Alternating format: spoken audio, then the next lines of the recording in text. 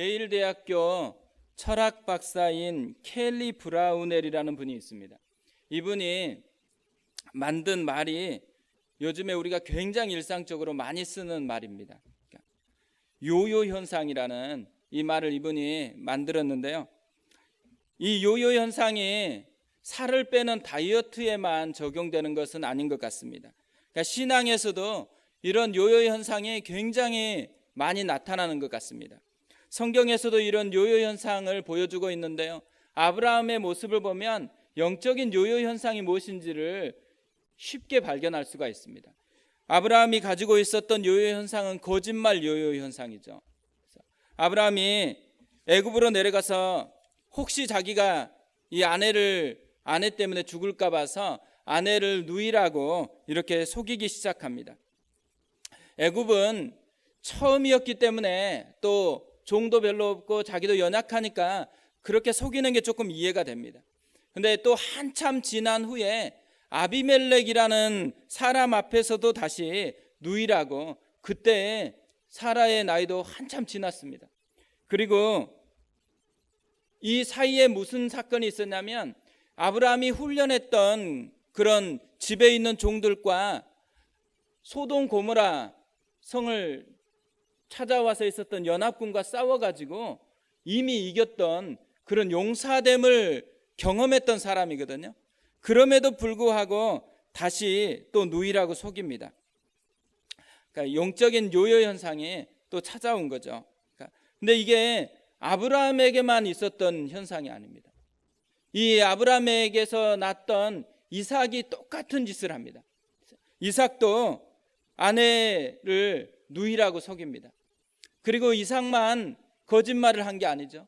이제 거짓말이 점점 더 퍼져나가서 이삭의 아들이었던 야곱은 완전히 이제 거짓말에 정점을 찍습니다. 그래서 하는 것마다 속이고 거짓말하는 것으로 나오는 그런 현상들이 나타납니다. 그러니까 이 개인의 영적인 요요 현상이 가정으로 연결돼 가지고 가정에서도 계속 그런 영향력을 끼쳐서 영적인 요요 현상 같은 것들이 일어나고 있다는 것을 보여주고 있는 거죠. 사사기에는 이런 영적인 요요 현상이 전형적으로 사사기 서클을 만들어서 사사기 가운데 어떤 일이 일어났는지를 보여주고 있는데요. 이런 모습을 보면 성경이 왜 이런 이야기를 그렇게 자연스럽게 기록해 놓고 있을까? 이런 영적인 요요 현상이 우리 자신에게도 있는 그런 문제라는 거죠. 이게 아브라함만의 문제가 아니고 우리의 문제이기도 하고 이스라엘 백성만의 문제가 아니고 우리 자신에게도 찾아오는 자연스러운 현상이라는 거예요. 그래서 바울은 고린도전서 10장 12절에서 고린도 교회의 성도들에게 이렇게 말합니다.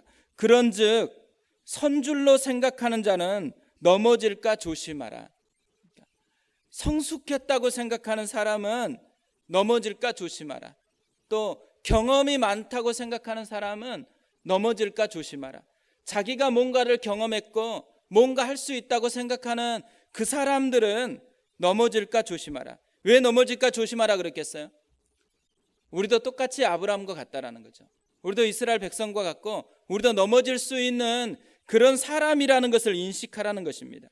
사실 오늘 말씀을 보면 얼핏 보면은 굉장히 기대감을 표현한 그런 시작인 것 같아요. 1절 보면 유대에 있는 사도들과 형제들이 이방인들도 하나님의 말씀을 받았다 함을 들었더니, 유대에 있는 사도들하고 형제들이 지금 들었습니다. 뭘 들었죠?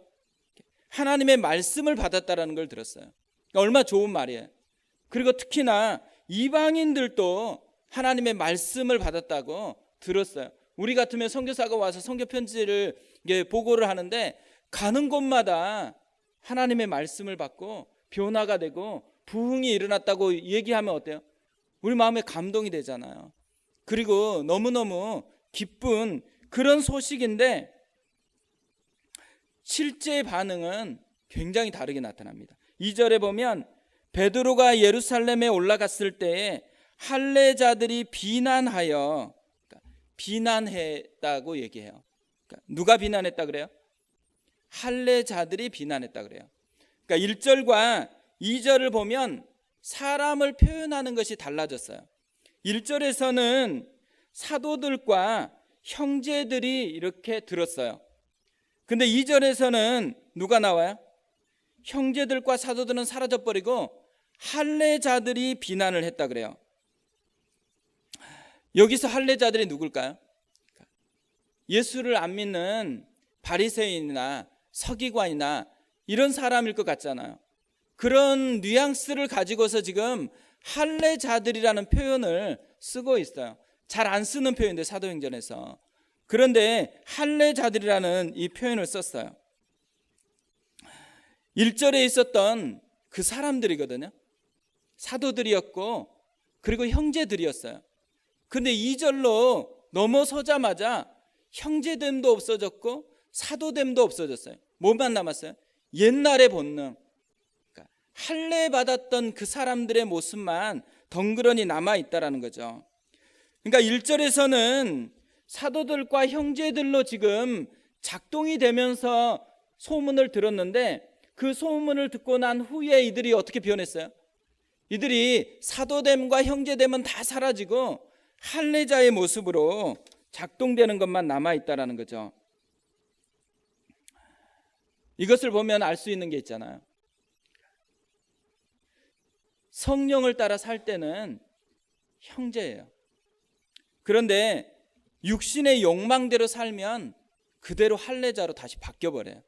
그러니까 겉모습은 되게 화려한데 그런데 그 속에 있는 게 뭐가 작동하느냐에 따라서 그 사람의 모습이 결정된다라는 거죠. 이들에게 일어난 모습이 뭘까요? 영적인 요요 현상.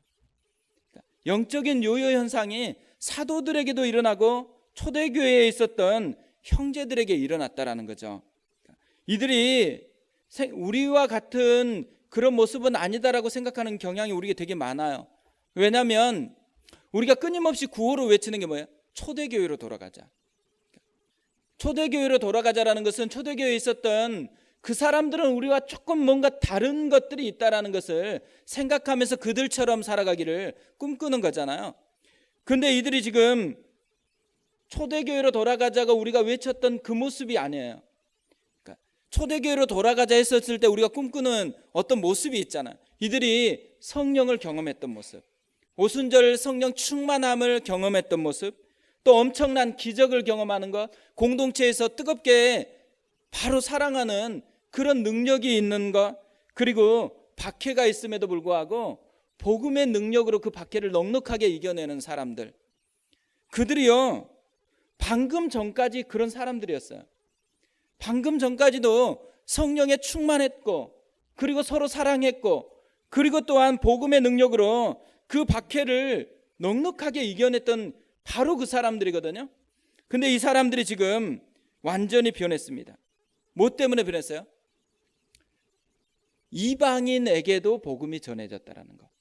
근데 사실 이들이 이방인에게 복음이 전해졌다라는 것에 포커스를 안 둬요. 3절에 보면 이들의 모든 관심이 어디 있냐면 내가 무할례자의 집에 들어가 함께 먹었다 하니. 1절에서 들었던 것은 이방인들에게도 하나님의 복음이 전해졌다라는 거거든요. 하나님 말씀을 받았다라는 것을 들었는데 이들이 지금 그것은 온데간데 없고 뭐만 지금 남아있어요? 무할례자의 집에 들어가서 베드로가 지금 밥을 먹고 있었다라는 거, 함께 식사했다라는 거, 그들과 교제했다라는 거, 뭐예요? 예전에 율법을 범했다라는 거예요. 그 율법을 범한 것만 이들 속에서는 크게 작동하고 하나님이 어떻게 역사하고 있는지에 대해서는 다 사라져버린 그 모습이 지금 이들의 모습이었다라는 거죠. 이들이 사도였고요. 이들이 초대교회의 형제들이었거든요. 그럼에도 불구하고 뭐가 났어요? 영적인 요요 현상이 일어났다라는 거죠. 우리가 알 수 있는 것은요, 우리도 그럴 수 있다라는 거예요. 목사가 왜 저러지? 목사 그럴 수 있죠. 또 장로나 권사가 왜 저러지? 그럴 수 있어요. 그리고 순장이 왜 저러지? 다 그럴 수 있어요. 아무리 경험이 많아도, 아무리 은혜를 많이 받았어도, 아무리 하나님 앞에 풍성한 것들을 누리고 있어도 어느 순간에 성령으로 살지 않으면 곧바로 망할 수 있다. 이것이 성경이 우리에게 보여주는 인간의 모습이라는 거죠. 끊임없이 성령을 의지해서 살아가는 사람들이 그리스도인이에요. 그래서 성령 충만하라는 이 명령은 항상 순간순간마다 성령 충만해야 된다라는 것을 전제로 깔고 현재형으로 쓰여져 있어요. 현재 계속적으로 성령으로 의지해서 살지 않으면 어떻다라는 거예요. 그리스도인은 곧바로 요요 현상이 일어나서 본능대로밖에는 살 수 없는 그런 존재라는 것을 알려주고 있는 거죠. 그래서 이렇게 성령 충만함을 위한 기도를 영혼의 호흡이라는 그런 기도로 바꿔놓았습니다. 그래서 순간순간마다 호흡처럼 기도하고, 호흡처럼 죄를 고백하고, 호흡처럼 성령 충만하게 해달라고 의지해서 살아가는 사람, 그 사람이 성령의 사람이고, 그 사람이 하나님 앞에 건강한 신앙의 삶을 살 수 있다는 것이죠.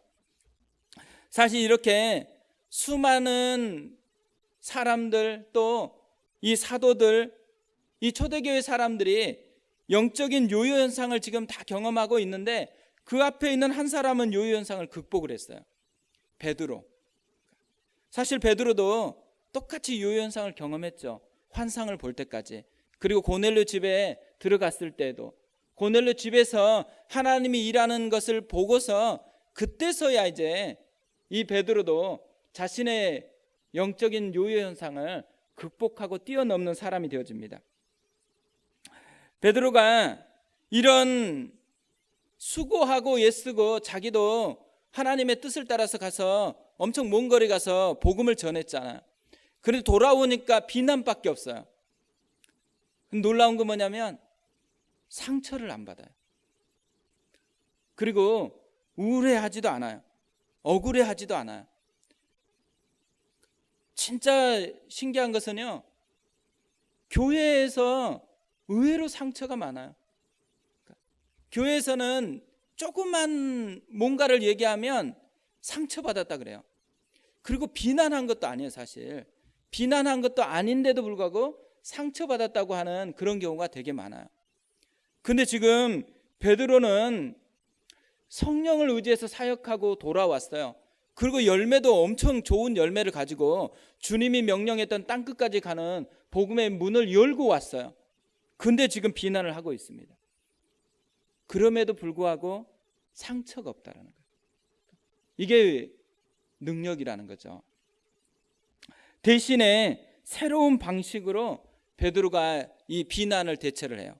4절에 보면 베드로가 그들에게 이 일을 차례로 설명을 합니다. 문제가 주어졌을 때 감정으로 이렇게 싸우는 사람이 있는가 하면, 문제가 있을 때 차분하게 설명해 주는 사람 있잖아요. 예수님이 주로 설명을 많이 하셨어요. 엠마오로 가는 두 제자가 자기를 인식하지도 못하고 그 부활이 일어났음에도 불구하고 다시 고향으로 돌아가잖아요. 그때 예수님이 뭘 해요? 설명을 해요. 설명을 한 후에 이들 가운데 마음이 뜨거웠다고 그렇게 표현을 하죠. 또 도마에게 다 부인하고 있을 때 예수님이 나타나서 뭐예요? 설명을 해요. 그리고 심지어는 손을 내밀고 또 옆구리에 손가락을 넣어보라고, 그러면서 믿기만 하라고 그렇게 얘기합니다. 그러니까 설명할 수 있는 이유가 어디 있을까 생각해 보면요, 현재에 있는 문제에 포커스를 안 두고 그를 변화시켜 가지고 그가 누려야 될 것에 포커스를 두는 거예요. 그래서 엠마오로 가던 두 제자가 지금 현재적으로는 믿음이 없고, 그래서 이렇게 불평이 있고 이렇게 흔들리는 의심밖에 없지만, 예수님의 설명을 통해서 뭘 원하는 거예요? 그들 마음이 다시 뜨거워지고 다시 믿음으로 회복되는 거. 그러니까 앞에 있는 어디로 가야 될지에 포커스를 두고서 그들을 이끌어가는 마음이 있으니까 설명이 가능하다라는 거죠. 설명할 수 있는 힘을 갖는 게요 되게 중요해요. 왜냐하면 이 모습을 보면 영적인 요요 현상을 극복하는 힘이 설명할 수 있는 힘과 비슷한 맥락을 가지고 있기 때문에 그렇죠. 오늘 본문을 보면 두 가지 베드로가 가졌던 힘이 있다라는 것을 발견을 합니다. 첫 번째가 뭐냐면 말씀이 생각나서입니다. 16절에 보면 내가 주의 말씀에 요한은 물로 세례를 베풀었으나 너희는 성령으로 세례를 받으리라 하신 것이 생각났노라. 베드로가 지금 쭉 설명하고 난 후에 성령이 임했거나 방언이 임했거나 이런 현상을 얘기하는 것에 결론을 맺지 않고요, 그 모든 상황을 뭘로 다시 재해석을 하는 거예요? 주님이 말했었던 말씀. 요한은 물로 세례를 베풀었으나 너희는 성령으로 세례를 받으리라는 이 예수님의 말씀이 생각이 났어요. 그것이 자기 마음속에 있으니까 이런 비난 앞에서도 당연하게 넉넉하게 설명할 수 있는 힘이 주어졌다라는 거죠. 그러니까 우리가 말씀으로 상황을 해석해내는 능력이 있으면 비난이나 상황에 물들지 아니하고 넉넉하게 상황을 끌고서 설명할 수도 있고 다시 더 앞으로 나아갈 수 있는 그런 방향성을 갖는다라는 거죠. 우리에게 필요한 게요, 말씀대로 생각하는 능력이에요. 우리가 성경을 많이 보잖아요. 설교도 많이 듣잖아요. 근데 문제는 뭐냐면 설교를 듣는데 거기서 끝나요. 그러니까 설교를 듣고 성경을 봤으면 그것이 내 삶을 해석해내는 능력이 돼야 되는 거거든요. 그리고 내가 실제로 어떤 문제를 직면했을 때 그 문제를 하나님의 말씀으로 해석해내서 그 문제를 끌고 가는 그런 능력이 있어야 되는데, 말씀을 받고 은혜 받았다라는 것은 자기에게 감동받았다라는 그런 것으로 맞춰질 때가 많아요. 실제 은혜는 뭐냐면 삶에서 작동하는 데까지 나아가는 것. 그러니까 말씀이 내 자신을 해석해내고 말씀이 내 상황을 해석해내고, 그래서 그 말씀으로 말미암아서 삶을 끌고 갈 수 있는 능력을 키우는 것이 우리가 해야 되는 그런 모습이라는 거죠. 그리고 이런 말씀으로 삶을 해석해내려면 뭐가 필요해요? 성경을 보는 게 필요하죠. 성경이 깨끗하면 삶이 더럽고 성경이 더러우면 삶이 깨끗하다는 말이 있어요. 그러니까 우리가 성경을 새로 산 것 아니면 성경이 밑줄도 좀 많이 그어져 있고 성경이 눈물 자국도 있고 막 그래야 되거든요. 근데 어떤 분은 성경을 너무 깨끗하게 보더라고요. 제가 대학 때 1년에 한 권씩 성경을 사는 게 주로 하는 거였어요. 그래서 1년에 한 번 하면서 이제 통독을 하잖아요. 밑줄 긋고 또 은혜가 되면 거기다 표시하고 또 메모도 하고 그리고 또 흔적도 남기고 이렇게 다 하고 난 후에 1년 뒤에 순원에게 그 성경책을 선물로 주는 거예요. 그리고 나서 뭘 얘기해요? 내가 받았던 흔적을 네가 보면서 다시 한번 내가 어디에서 은혜 받았고 너는 어디에서 은혜 받은지 그것을 한번 비교해 보라고. 그래서 이제 성경을 사서 순원에게 선물로 주는 그런 게 깨끗한 성경책을 주는 게 아니에요. 내가 봤던 거. 그리고 많이 봐야 되고 많이 좀 체크가 돼 있으면 훨씬 좋은 거죠. 근데 점점 요즘에는요, 성경을 잘 안 봅니다. 성경을 보는 게 쉬운 일이 아니에요, 이제. 그러니까 뭘 자주 봐요? 핸드폰을 자주 보고, TV를 자주 보고. 그러니까 우리 눈을 빼앗아가는 것들이 일상에 즐비해요. 그러면서 뭐냐면 우리가 삶을 해석하는 능력이 약해졌다고 생각해요. 삶을 해석하는 능력을 강화시키려면 다시 어디로 돌아가야 될까요? 성경을 다시 가까이 하는 것으로, 하나님의 말씀을 다시 가까이 붙드는 것으로 돌아갈 때 베드로처럼 지금 비난하는 사람 앞에서도 하나님의 말씀으로 이 상황을 해석해내니까 넉넉하게 이것을 여유롭게 대처할 수가 있다는 거죠. 그러니까 말씀이 마음에 작동하면 삶을 이겨내는 능력이 주어지는 거예요. 이게 우리 가운데 있는 그런 삶이었으면 좋겠어요. 두 번째로 베드로에게서 발견되는 게 뭐냐면 하나님을 인정하는 삶이었기 때문에 넉넉하게 이것을 이겨낸다라는 거죠. 17절에 보면요, 그런즉 하나님이 우리가 주 예수 그리스도를 믿을 때 주신 것과 같은 선물을 그들에게도 주셨으니 내가 누구이기에 하나님을 능히 맡겠느냐 하더라. 내가 누구이기에 하나님을 능히 맡겠느냐. 베드로 속에 지금 자신의 생각하고 하나님의 생각이 다른 것을 베드로는 경험을 했어요. 그리고 또 지금 베드로 앞에 있는 게 뭐예요? 사람들이 비난하는 내용을 보니까 그들이 생각하는 것, 그들이 율법으로 배웠던 것, 그래서 가득 지금 옳다고 생각하는 것과 실제 현장에서 하나님이 말씀한 것과의 차이가 지금 나타나고 있다는 거잖아요. 근데 베드로가 지금 그 차이 앞에서 자신은 내가 누구이기에 하나님을 능히 맡겠느냐, 자기 생각보다도 하나님을 인정하는 것으로 삶의 방향을 정했어요. 그렇기 때문에 지금 베드로의 이 말 속에서는 사도들 그리고 형제들에게 뭘 권면하는 거예요? 하나님을 인정하는 삶을 살아라는 거예요.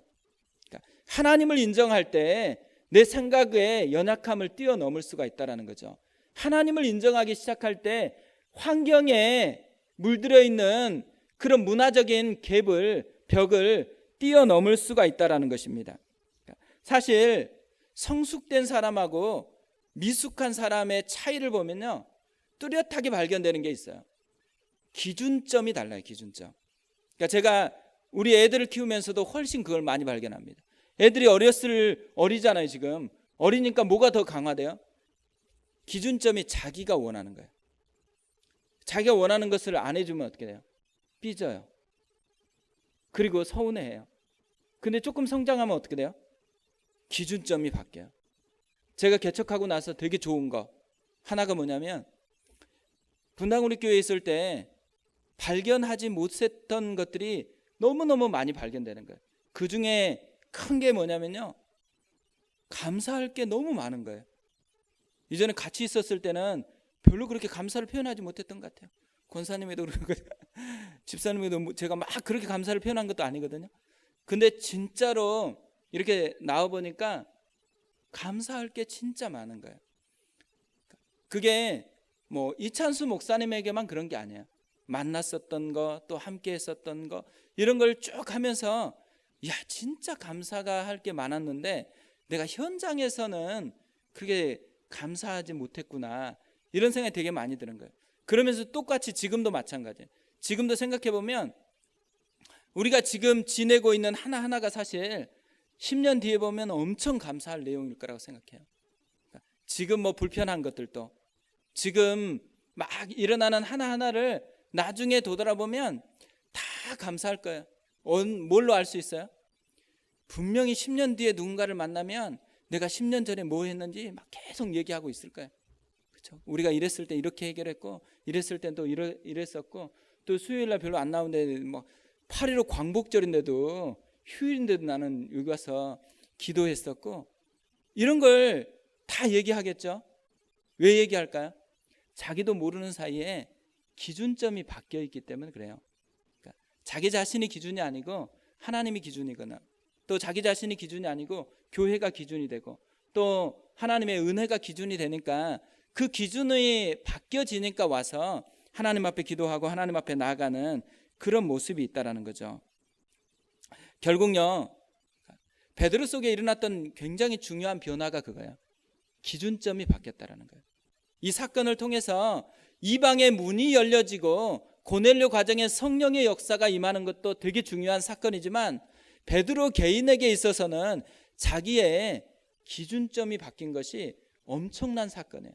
그래서 베드로가 이후에 훨씬 더 이제 로마에 가서도 복음을 전하고 그런 지경이 넓혀지는 삶을 살아갈 수 있는 그런 모습이 됐다라는 거죠. 그러니까 하나님이 우리에게 주시고자 하는 거, 그러니까 기준점이 바뀌는 거예요. 그러니까 그 기준점 밑바탕에 뭐가 바뀌어 있어야 기준점이 바뀌어요? 내 본능이 아니고요, 내가 원하는 대로가 아니고 하나님을 인정하는 거. 하나님이 기뻐하는 게 뭘까? 하나님이 원하는 게 뭘까? 그러니까 고민을 시작해도 아침에 처음 일어나서 고민해 보면 하나님이 기뻐하는 게 뭘까를 고민하는 사람은 그날 행복할 거예요. 오늘 하나님이 나에게 뭘 원하실까? 진짜 하나님이 기뻐하는 그것을 생각하고 그걸 도전할 수 있다 그러면 아마 그분은 굉장히 행복한 채로 기대감을 가지고서 시작하는 하루를 맞이하게 될 것입니다. 하나님을 인정하는 사람이 하는 일이 뭘까요? 가장 기본적인 게 뭐냐면요, 기도하는 거예요. 하나님을 인정할 때 나타나는 가장 기본적인 게 그분을 의지하는 거예요. 그분이 행하실 것에 대해 신뢰하는 거예요. 그것이 하나님을 의지하는 사람에게 나타나는 전형적인 특징이죠. 스펄전이 했던 설교에 보면 이런 내용이 있습니다. 그리스도인이 포기하지 않고 무릎을 꿇고 간구할 때 지옥은 더 이상 힘을 발휘하지 못합니다. 사랑하는 형제들이여, 기도합시다. 우리 모두는 논쟁할 수 없지만 우리 모두는 기도할 수 있습니다. 우리 모두는 지도자가 될 수 없지만 우리 모두는 기도의 사람들이 될 수 있습니다. 우리 모두는 현란한 수사를 구사할 수 없지만 우리 모두는 강력하게 기도할 수 있습니다. 하나님을 의지할 때 강력한 기도가 나오고 그 기도가 자기의 삶을 바꾸고 환경을 바꾸는 능력이 된다라는 것을 경험한 거죠. 그러니까 사실 한편으로 보면 그렇거든요. 스펄전은 부흥의 시대를 살아갔다라고 사람들이 생각해요. 근데요, 스펄전은 박해의 시대를 살아갔어요. 그래서 스펄전이 어느 날 설교를 하고 있는데 반대파들이 와서 수많은 사람이 모여 있는데 불이 났다고 외쳤어요. 한꺼번에 6천 명이나 되는 사람이 모여 있다가 급하게 빠져나가다가 2층이 무너졌어요. 그리고 몇 명이 죽었어요. 그때 이후에 이 스펄전 속에 이 반대자들하고 끊임없이 싸우다가 우울증 같은 것이 찾아왔어요. 그래서 스펄전은 굉장히 이 병과 싸우면서 하나님 앞에 삶을 살아가야 되는 그런 삶을 살아갔거든요. 그러니까 한쪽에는 되게 힘겨운 비난이나 이런 힘겨운 모습을 가지고 살아가요. 그럼에도 불구하고 한쪽에서는 또 뭐가 있어요? 하나님의 능력이 임하는 거예요. 말씀을 전하면 사람들이 변화되는 능력이 임하는 그 삶이 있는 거죠. 오늘 마치 본문을 보면 비난이 있고 설명이 있잖아요. 이 비난과 설명이 같은 장에 있어요. 그리고 이 비난과 설명이 같은 장에 있는데 같은 사람에게서 이루어지고 있어요. 형제들에게서 이루어지고 있고, 또 베드로도 같은 사람이었는데 변화된 부흥을 경험하고 있어요. 우리가 어떤 사람은 비난을 하고 어떤 사람은 부흥을 경험하면 이걸 별로 고민 안 해도 되는 부분인데요, 비난하는 사람이 사도였고 형제였고 또 베드로조차도 불편함이 있다가 베드로는 지금 비난을 극복하고 설명을 하는, 하나님을 경험하는 그 능력으로 말하고 있는 사람이 돼요. 우리 속에 어떤 때는 비난이 찾아올 수가 있고 어떤 때는 의심이 찾아올 수 있고 어떤 때는 힘들 수 있어요. 그 어떤 때 뭐가 필요하다는 거예요? 그 어떤 때 말씀으로 돌아가는 게 필요해요. 말씀을 붙드는 게 필요해요. 그 어떤 때 내 생각이 아니고 하나님의 능력을 붙드는 게 필요해요. 하나님을 인정하는 것, 그것이 일어났을 때 베드로처럼 비난이 아니고 설명할 수 있는 영적 요요 현상을 극복해낼 수 있는 사람이 된다라는 거죠. 근데 이게 우리 삶에서 끊임없이 당면하는 문제라고 생각합니다. 가정에서도 또 직장에서도 우리가 뭘 선택해야 되나 기로에 서 있는 거잖아요. 그때 우리 가운데 이 베드로와 같은 기준점이 있었으면 좋겠어요. 말씀이 기준이 되고 하나님이 기준이 되는 그런 은혜가 있었으면 좋겠습니다.